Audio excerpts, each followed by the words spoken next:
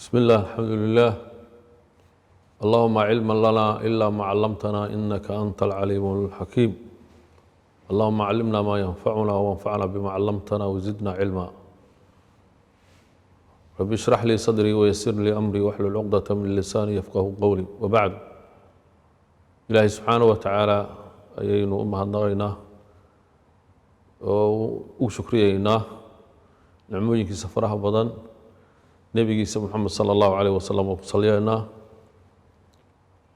intaas kadib waxa aan rabaa halka kan in aan ka sii wado mowduucii ku saabsanaa caqiidada islaamiga ah waxaynu hore uga soo hadalnay laba kelmadood oo hore caqiidadu waxay tahay iyo faa'iidooyinka haddii caqiidada ummadda ama qofka caqiidadiisu saxanto faa'iidada laga helaya adduun iyo aakhiraba caqiidaduna ay tahay laga maarmaan aasaas u tahay diinta ummad caqiidadeedu ay jilicsan tahay ama caqiido saxa lahayn waa ummad aan sal ku fadhiyin waa ummad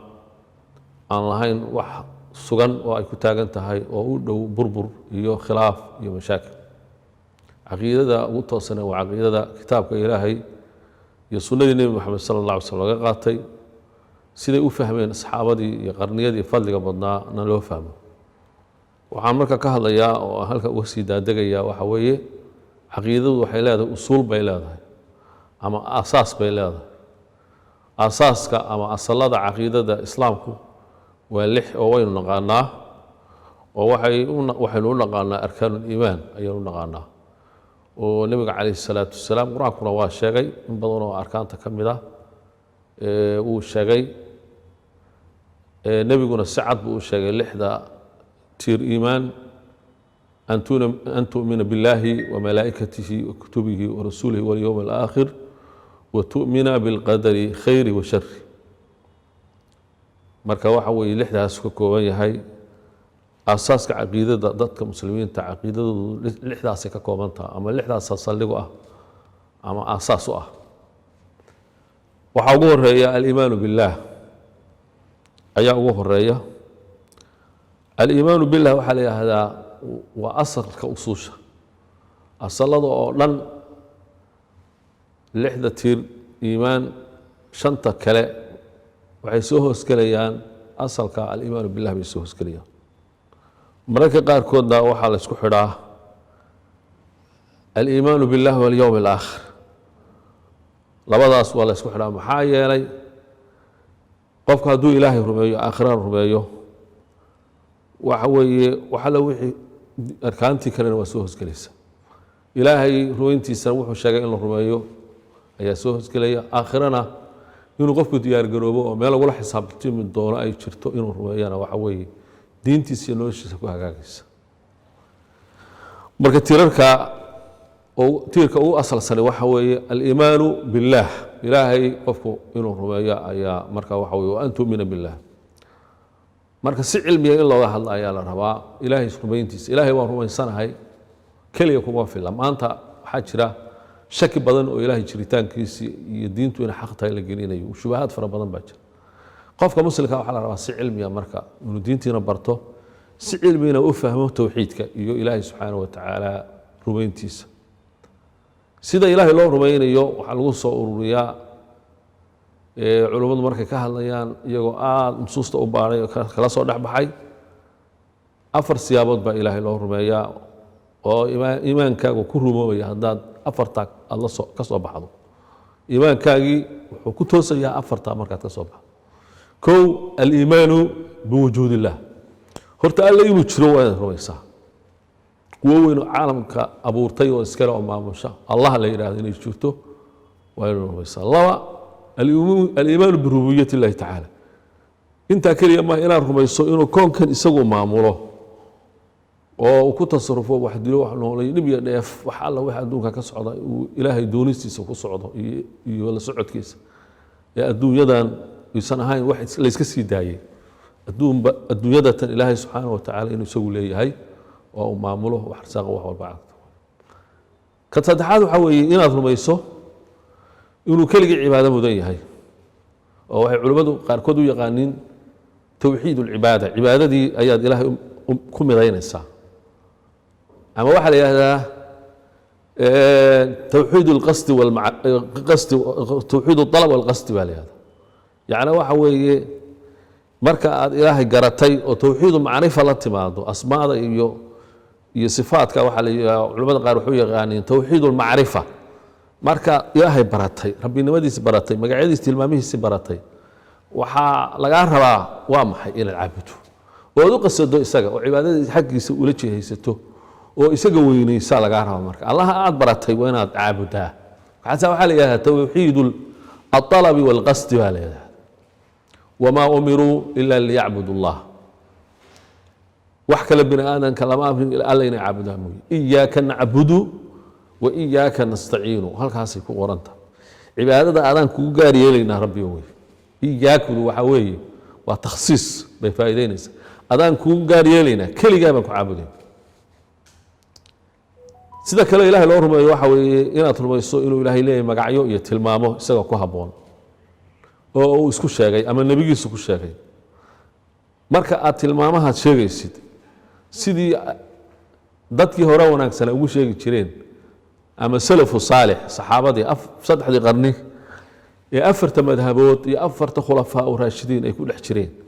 siday u rumaysnaayeen waa inaad asmaada iyo magacyada aad u rumaysaa waliba meelaha keena ishkaalka iyo shubahaadka keena inaad si sax u rumayso oo say u rumaysnaayeen oo sifaadka ilaahay subxaanahu wa tacaala waa inaad rumaysaa xaqiiqadooda ilaahay u daysaa wixii aad maskaxdaada aad ka fahmi weydo laakiin macno kale oo aan daliil loo hayn iyo daliil yacni waxaan daliil loo hayn ta'wiil aan daliil loo hayn fasiraad aan daliil loo hayn inaan lagu fasirinayn siday u socodsiin jireen loo socodsiiyo oo dadkii hore halkudhigooda waxaa ka mid ah imaam maalik waxaa la weydiiyey كيف استوى على العرش إلهي استوى عرش استوى سميه مركا وحكو جواب الاستواء معلوم والكيف مجهول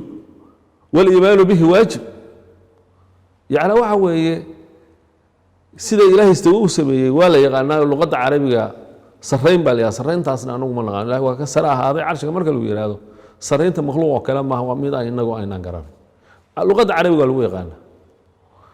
إلا الربيع واجب لكن كيفية إلهي سرينته وسميه أما وسريه أما عرشك وسر هذا نقوم نقانو صفة كستا أو صفات كذاتك لو يقانو إلهي ذاتي سنف دي سكوا الرمية سيدا ذاتك سلف كأوهم ينشرين سيدا يتهاي واللغة العربية كنت هاي بكل شيء ينشرين حقيقة كيفية إلهي بيقوم ينشرين محايا إلهي بيقول ليس كمثله شيء وهو السميع البصير أنت هتاك قدمنه marka rumaynta ilaahay maxaynu ku soo koobnay inuu jiro inuu rabbi yahay adduunka uu maamulo in uu keligii cibaadada mudan yahay cid kale lala caabudi karaynin iyo in magacyo iyo tilmaamo wanaagsan leeyahay oo uusan khalqigiisa la mid ahayn laysa kamithlihi shay'un wa huwa as-sami'ul basiir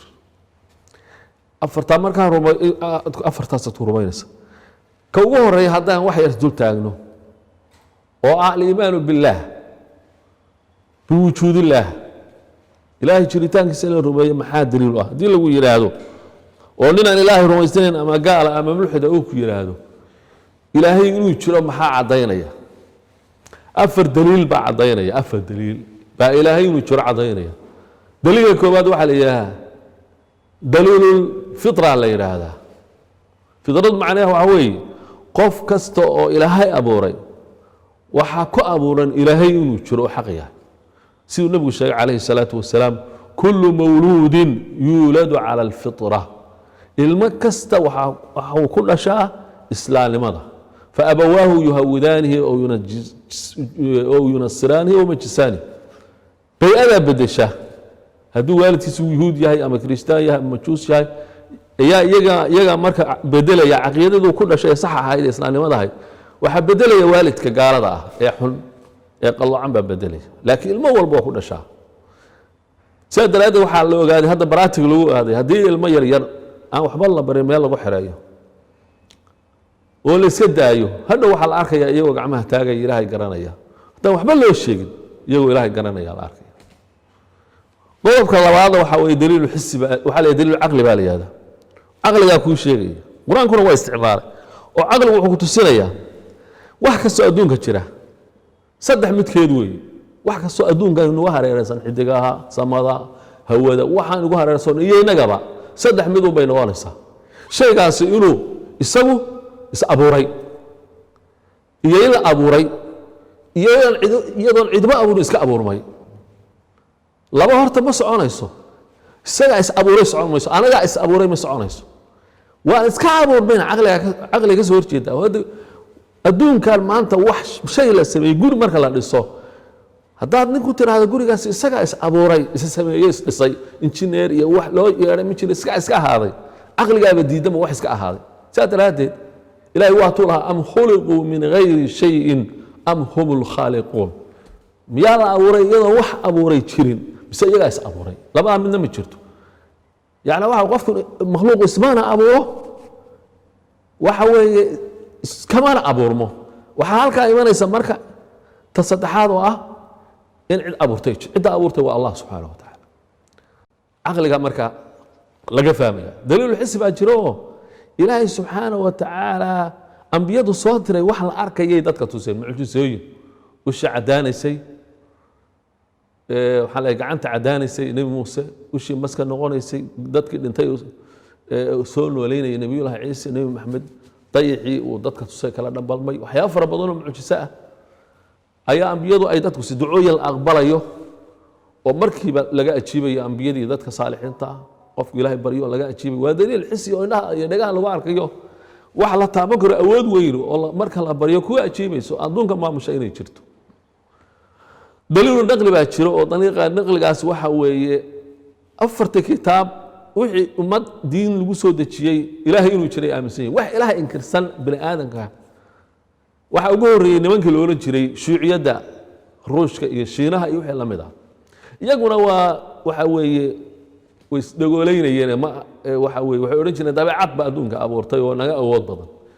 way kula dagaalameen diinta islaamka kula dagaalameen fircoon baa isagu rabbinimo sheegtay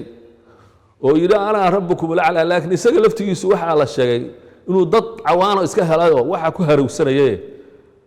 inuu ogaa ilaahay inuu jiro wajaxaduu bihaa wastayqanatha anfusuhum dulman wa culuwa bay way diidanaayeen aayadaha ilaahay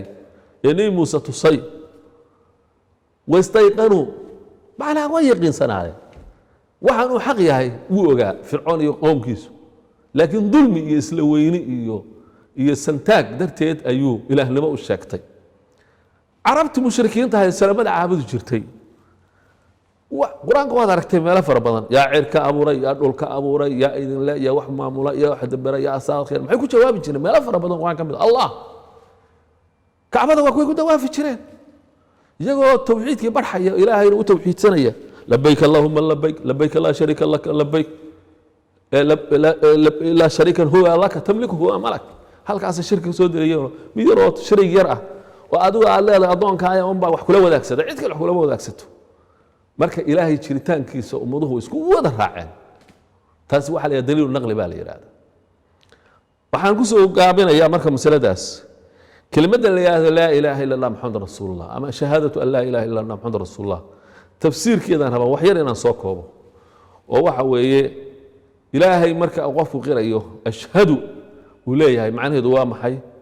waa inaad qalbiga ka rumaysaa oo ka yaqiinisaa oo hubaal ay tahay jiritaanka ilaahay subxana wa tacaala maxaa intaa ku dheer oo caddaynaysaa an laa ilaaha ila allah oo macnaheedu waa maxay laa ilaha illa allah sida culummadu ku fasireen luqadda saxa ku ah weeye waxa weeye laa ilaaha xaqun ila allah weye tafsiirka ugu saxsan waa kaas ama inaad tidhaahdo laa ilaaha macbuudun bixaqin ila allah ma jiro